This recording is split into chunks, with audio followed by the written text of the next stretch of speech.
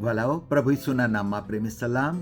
અને આજે સાંજે હું ડ્રાઈવ કરતો હતો ત્યારે અને ડ્રાઈવ કરતાં હું પ્રથમ નાતાલના સમયોના વિશે વિચાર કરતો હતો અને મને લાગે છે પવિત્ર આત્માએ મને અમુક બાબતો સમજાવવાની શરૂઆત કરી અને જે હું તમારી સાથે શેર કરવા માગું છું. આપણામાંના ઘણા આપણે એવું કહીએ છીએ કે મારે પ્રભુની સેવા કરવી છે, હું પ્રભુની ઈચ્છા જાણવા માગું છું. હવે પ્રભુની ઈચ્છા જાણવાના કારણો ઘણા હોય, પણ મેં ઘણી વાર સાંભળ્યું છે મારે પ્રભુની ઈચ્છા જાણવી છે, મારે પ્રભુનો અવાજ સાંભળવો છે. પણ તમે જો ખરેખર જુઓ તો આપણી એવી માન્યતા છે કે પ્રભુ ખાલી તેના બાળકો સાથે જ વાત કરે છે, અથવા તો પ્રભુ બીજાની સાથે વાત કરતા નથી. એવું નથી, ખરેખર એ પ્રમાણે નથી. કારણ કે જો તમે ગીતશાસ્ત્ર 19 અધ્યાયની 4 કલમમાં વાંચો તો કહે છે કે પ્રભુનો સંદેશો અથવા પ્રભુની વાત એ આખી પૃથ્વીમાં જાય છે, દરેક લોકોની પાસે જાય છે.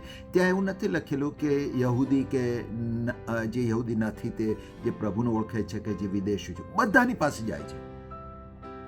અને યર્મયા 33:3 કહે છે કે તું મને પૂછ અને હું તને જવાબ આપીશ. તો પછી શા માટે આ સ્ટ્રગલ છે કે પ્રભુ મને જવાબ નથી આપતા અથવા પ્રભુ મને કહે છે ને મને સમજ નથી પડતી? કદાચ એવું ના બને કે પ્રભુ બોલી રહ્યા છે પણ પ્રભુ જે કહી રહ્યા છે મને તમને પસંદ નથી, એ પ્રભુ જે કહી રહ્યા છે મને તમને ગમતું નથી અને એટલા માટે આપણે પ્રિટેન્ડ કરીએ છીએ કે એ પ્રભુએ નથી કીધું. જો પહેલી નાતાલની વાત કરું તો એમાં બે ગ્રુપના લોકોને હું વાત કરું છું. એક બાજુ હું ભરવાડોને મૂકીશ અને એક બાજુ હું ભરવાડો અને જે જ્ઞાની પુરુષો છે, માગીઓ જેને આપણે કહીએ છીએ, એ મૂકીએ. એ લોકો જે માગીઓ હતા એ યહૂદી ન હતા અને ભરવાડો જે હતા એમની પાસે કોઈ જ્ઞાન નહોતું. એક બાજુ જ્ઞાની લોકો હતા પણ જે લોકો યહૂદી નથી, અને બીજી બાજુ ભરવાડો જે લોકો યહૂદી છે પણ એમની કને જ્ઞાન નથી.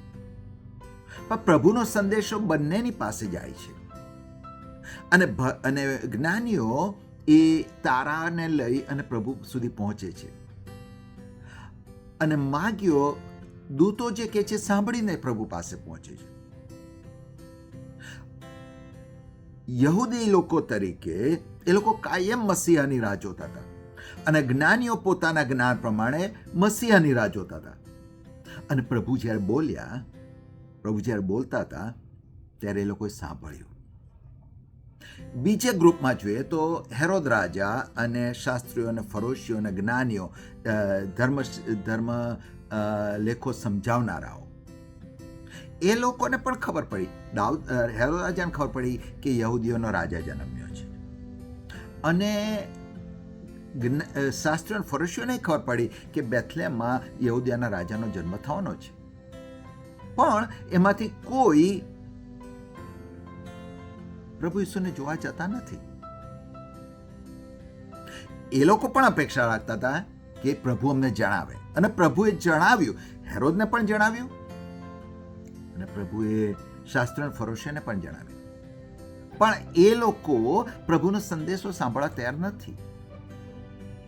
એ લોકોને ગમે તે કારણ હોય, કદાચ હેરોદ રાજાને પોતાનું રાજ્ય નહોતું ગુમાવવું, એ મને તમને ખબર છે, પણ શાસ્ત્રીઓ અને ફરોશીઓને, એ લોકોને પોતાનું રિલિજન અને પોતાની સત્તા અને પોતાની ઓથોરિટી ને પોતાનું માન ને પોતાનો મહિમા, એ બાબતો એ લોકોને ગુમાવી નહોતી. એટલે આ નાતાલના સમયે હું તમને ખરેખર ચેલેન્જ કરું છું કે જો તમે એવું કહેતા હો કે હું પ્રભુની ઈચ્છા જાણવા માંગુ છું, આઈ ગેરંટી એવું કે પ્રભુ બોલે છે, પ્રભુ બોલી રહ્યા છે. સવાલ એ છે કે હું ને તમે શું સાંભળવાના માટે તૈયાર છીએ કે નહીં. Thank you.